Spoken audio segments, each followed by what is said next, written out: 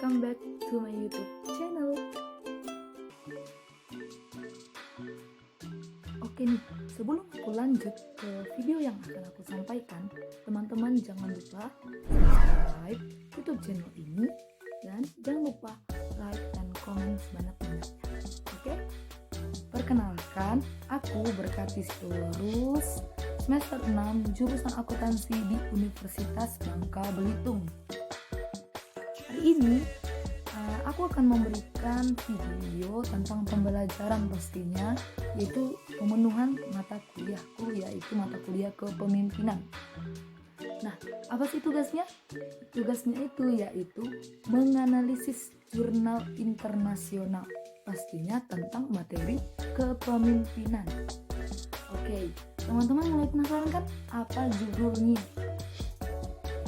Judulnya yaitu keterampilan kepemimpinan dalam konteks industri 4.0 dan dalam pelayanan publik. Karena ini jurnal internasional, pastinya berbahasa Inggris. Bahasa Inggrisnya yaitu Skill of Leadership in the Context Industry 4.0 and in the Public Service. Oke, ini jurnal dibuat oleh Valeria E. Guzman, Ben Mustard, Matthias Girolamo Hagerkolt, Henrik Rosenfeld dari Berlin University Jerman, dan Sonia Hart dari Chittagong University Bangladesh. Oke, kita lanjut aja langsung ke materi yang akan aku bahas dan yang sudah aku analisis dari jurnal tadi. Sebelum jauh tentang keterampilan kepemimpinan di industri 4.0, industri 4.0 atau di pelayanan publik, sebelumnya aku tanya dulu nih sama teman-teman, apa sih kepemimpinan itu? Oke, kepemimpinan merupakan sebuah bidang riset dan juga suatu keterampilan praktis yang mencakup kemampuan seseorang atau sebuah organisasi untuk memimpin atau membimbing orang lain, tim atau seluruh organisasi. Berarti kepemimpinan itu ialah kemampuan yang dimiliki. Siapa yang memiliki kemampuan kepemimpinan nih? Yaitu pastinya seorang pemimpin. Pemimpin ialah orangnya dan kepemimpinan ialah kemampuan yang dimilikinya.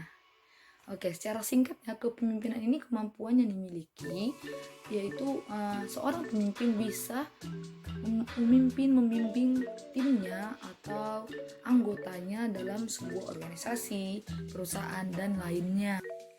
Lalu setelah kita tahu apa itu kepemimpinan, lalu aku mau bertanya sama teman-teman, apa itu keterampilan kepemimpinan?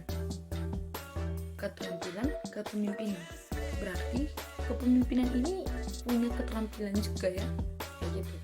Oke, keterampilan kepemimpinan ialah keterampilan itu istilah adalah kemampuan untuk melakukan sesuatu dengan baik, mencakup kemampuan fisik dan mental yang berhubungan dengan pemahaman atau pengetahuan tentang sesuatu. Keterampilan tidak bawaan tetapi dapat dipelajari, dikembangkan, dan terbukti dalam kinerja. Wow, berarti keterampilan ini juga kemampuan nih. Nah, keterampilan ini singkatnya itu nggak lahiriah ya. Keterampilan ini bisa kita pelajari, kita kembangkan, dan kita buktikan. Berarti tadi kan kepemimpinan ini kayak karakter pemimpin, kemampuan yang dimiliki seorang pemimpin. Nah, keterampilan kepemimpinan ini kalau kita kaitkan berarti suatu hal yang dikembangkan lagi dari seorang kepemimpinannya, yaitu dapat dipelajari, dikembangkan, dan dibuktikan dalam kinerjanya. Oke, menurut Davis dan Newstrom tahun 1991 menuliskan bahwa kepemimpinan yang berhasil bergantung pada perilaku, keterampilan, dan tindakan yang tepat, bukan dari ciri pribadi. Berarti keterampilan ini sangat berpengaruh besar bagi jiwa kepemimpinan yang dimiliki seorang pemimpin.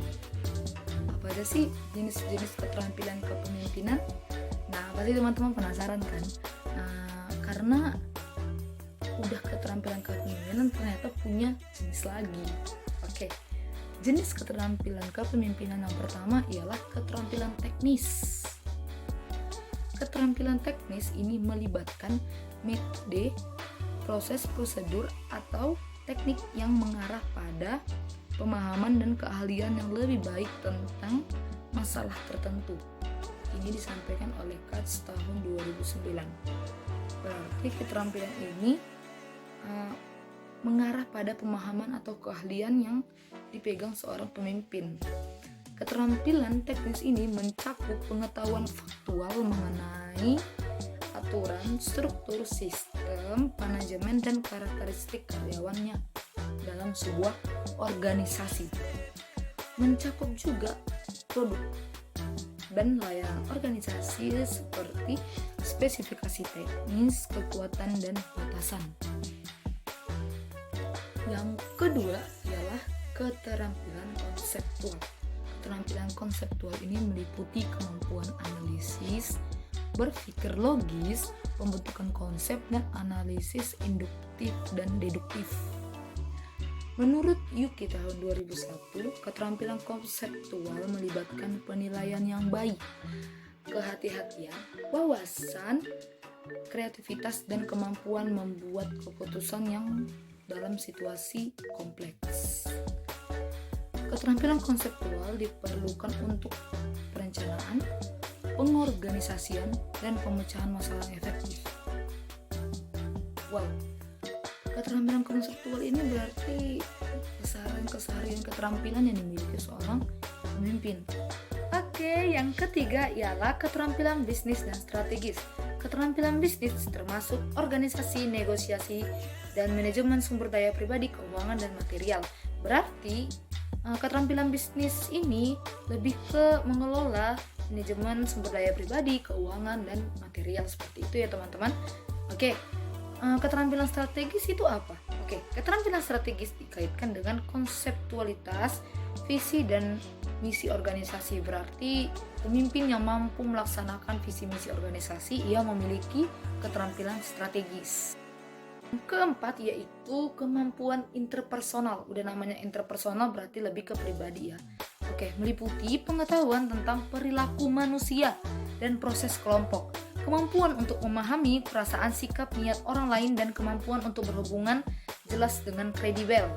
Keterampilan ini mencakup keterampilan yang diperlukan untuk koordinasi tindakan diri sendiri dan orang lain, dan keterampilan negosiasi untuk mendamaikan apabila terjadi perbedaan pendapat.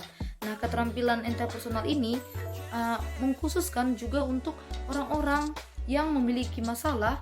Jadi, seorang yang memiliki keterampilan interpersonal ini akan bisa mendamaikannya. Yang kelima yaitu kecerdasan emosional. Apa nih kecerdasan emosional? Udah namanya kecerdasan emosi. Berarti lebih mengutarakan tentang emosinya. Jadi, pemimpin yang memiliki keterampilan kecerdasan emosional ini, ia bisa mengendalikan lebih lagi perasaannya dan mengarahkan dirinya untuk kepada emosi yang lebih baik, yaitu mencakup keterampilan seperti kesadaran diri, keterampilan komunikasi, empati, pengaturan diri melalui sifat-sifat kepemimpinan yang dipelajari. Dan yang terakhir, yang keenam, ialah intelijensi sosial. Kecerdasan sosial adalah kemampuan untuk menentukan persyaratan kepemimpinan dalam situasi tertentu dan memilih tanggapan yang sesuai. Mencakup kemampuan untuk memahami karakteristik anggota, hubungan sosial, dan proses kolektif yang cenderung mempengaruhi organisasi. Jadi intelijensi sosial ini sih lebih ke memahami setiap anggota-anggotanya. Jadi anggota-anggota itu lebih bisa kita pahami bagaimana karakter-karakter masing-masing dan komunikasi kita baik terhadap anggota tersebut. Itu pemimpin yang memiliki kecerdasan sosial. Oke, kita lanjut yaitu ke revolusi industri 4.0. Apa sih yang dimaksud dengan revolusi industri 4.0? Nah, mungkin banyak orang yang udah gak asing dengar bahasa industri 4.0 karena udah banyak negara yang nerapin industri 5.0 seperti itu. Oke, revolusi industri keempat memiliki perubahan yang tak terhindarkan dari digitalisasi sederhana, di mana dorongan inovasi dihasilkan dari banyak kombinasi teknologi dalam bentuk baru. Ada 3 alasan membedakan revolusi industri 4.0 dan revolusi industri lainnya. Yang pertama, revolusi industri kecepatan tentang interkoneksi dunia dengan ritme eksponensial dan munculnya teknologi baru yang menghasilkan inovasi yang lebih lanjut. Yang kedua, alasan kedua kenapa industri 4.0 ini berbeda dengan yang lainnya, yaitu luas dan dalam mempertimbangkan revolusi industri ketiga sebagai referensi dikombinasikan dengan berbagai teknologi. Berarti yang kedua ini industri yang ketiga dikombinasikan dengan perkembangan teknologi, jadilah revolusi industri 4.0. Selanjutnya yang ketiga yaitu foil dampak sistemik, mengacu pada transformasi seluruh sistem di dalam negara, perusahaan, jaringan penciptaan nilai atau di masyarakat. Oke, selanjutnya ciri kepemimpinan di revolusi industri. R. Kelly berpendapat ada 4 ciri kepemimpinan di revolusi industri, yakni kepemimpinan karismatik, kepemimpinan direktif, kepemimpinan relasional atau yang sering kita dengar dengan kepemimpinan transformasional, dan yang terakhir yang keempat yaitu kepemimpinan transaksional. Nah, R. Askenas dan B. Manville menyebutkan 6 keterampilan pemimpin dalam perusahaan. Ini hasil dari wawancara para pemimpin yang berhasil baik di perusahaan besar, pemula, dan perusahaan nirlaba yang mengetahui pandangan mereka tentang bagaimana sih pemimpin yang baik itu dan apa aja keterampilan yang dimiliki. Oke, yang pertama itu yaitu membentuk visi untuk fokus dan menantang tim. Yang kedua, menerjemahkan visi ke dalam strategi yang jelas dengan tindakan apa yang harus diambil dan apa yang tidak. Yang ketiga, merekrut dan mengembangkan dan memberi penghargaan pada tim yang terdiri dari orang-orang yang hebat. Yang keempat, fokus pada hasil yang dapat diukur. Yang kelima, mempromosikan inovasi dan pembelajaran untuk menopang tim dalam organisasi. Yang keenam, memimpin diri sendiri. Oke, apa sih karakteristik kepemimpinan di revolusi industri 4.0? Nah, ada 10 karakteristik kepemimpinan di revolusi industri 4.0. Yang pertama, responsive leadership atau kepemimpinan yang responsif. Yang kedua, swarm leadership atau kepemimpinan yang gerombolan atau kerumunan. Yang ketiga yaitu learning and innovation leadership atau kepemimpinan yang mengajar dan menginovasi. Yang keempat, open leadership, kepemimpinan yang terbuka. Kelima, agile leadership atau kepemimpinan yang gesit. Yang keenam, ada participative leadership atau kepemimpinan yang partisipasi. Yang ketujuh, ada network leadership atau kepemimpinan jaringan. Yang kedelapan, ada trust leadership atau kepercayaan kepemimpinan. Yang kesembilan, ada digital leadership atau kepemimpinan digital. Yang kesepuluh, ada collaborative leadership atau kepemimpinan yang kolaborasi. Lalu, bagaimana kepemimpinan dalam konteks industri 4.0? Oke, kepemimpinan itu harus menghadapi perubahan. Ini berarti memimpin kelompok atau organisasi menuju transformasi konstruktif dengan menetapkan arah dan menyelaraskan orang dengan strategi yang diperlukan untuk mencapai suatu visi. Penerapan kepemimpinan 4.0 membutuhkan investasi dan keterbukaan untuk perubahan budaya. Peran kepemimpinan mengasumsikan poin penting, karena digitalisasi tidak hanya melalui penerapan teknologi baru, tapi juga dengan penggunaan yang benar. Jadi gaya kepemimpinan untuk industri 4.0 harus terbuka untuk membimbing pembelajaran dan inovasi budaya berorientasi dengan fokus pada peningkatan pengetahuan dan pemikiran yang out of box. Dengan fokus pada peningkatan itu, maka revolusi industri keempat akan ditandai dengan kepemimpinan yang responsif yang mampu merespon situasi yang adaptif. Menurut B.O. Berer dan A. Ecolard, gaya ideal kepemimpinan 4.0 berdasarkan 4.0 leadership matrix. Mereka adalah pemimpin digital yang tahu tentang pentingnya manusia, teknologi, dan inovasi. Maka dari itu, kepemimpinan revolusi industri 4.0 adalah sering juga kita dengar dengan kepemimpinan digital yang selalu menerapkan ide-ide baru tentang teknologi dan mampu menerapkan inovasi-inovasi yang terkini. Dalam revolusi industri 4.0, keterampilan kepemimpinan utama yang memberikan kontribusi terbaik ialah ada 3 keterampilan.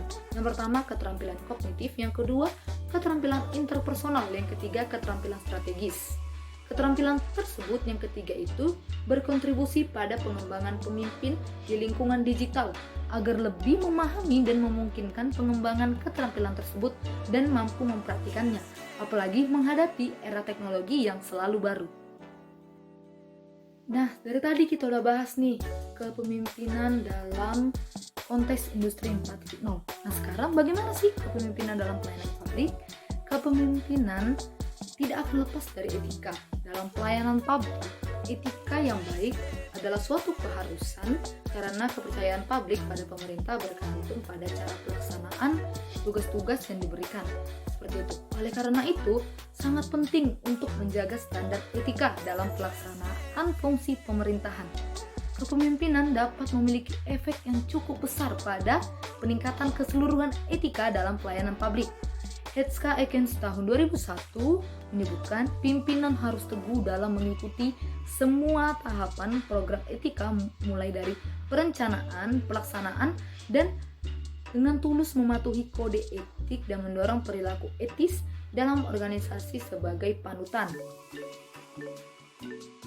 Gambar yang di sebelah saya ini mengilustrasikan bagaimana keterampilan kepemimpinan dapat meningkatkan standar etika individu dan organisasi. Yang pertama yaitu keterampilan teknis. Etika yang ditingkatkan yaitu responsivitas, supremasi hukum, akuntabilitas, dan transparansi. Yang kedua, keterampilan konseptual, yaitu etika yang ditingkatkan pengambilan keputusan etis, keandalan, dan menyelesaikan etika yang dilema. Selanjutnya, keterampilan interpersonal. Etika yang ditingkatkan yaitu menyebarkan dan menerapkan nilai-nilai etis. Dan selanjutnya yaitu kecerdasan emosional, ketidakberpihakan, perlindungan kepentingan umum dan integritas. Yang terakhir yaitu intelijensi sosial. Etika yang ditingkatkan yaitu kasih sayang dan keadilan. Lalu, bagaimana keterampilan kepemimpinan dalam pelayanan publik? Yaitu keterampilan kepemimpinan memfasilitasi pemimpin administrasi untuk membedakan antara tindakan etis dan tindakan tidak etis. Efek dari beberapa keterampilan tempat tinggi dengan yang lain. Keterampilan teknis, konseptual, interpersonal bersama dengan kecerdasan emosional dan sosial berkontribusi pada pembahasan yang tepat tentang dilema etika, pengambilan keputusan yang etis, dan penyebaran serta pembentukan nilai-nilai etika. Pemimpin yang diperkaya dengan keterampilan ini dapat menunjukkan jalan menuju layanan publik yang berorientasi pada etika yang ditingkatkan.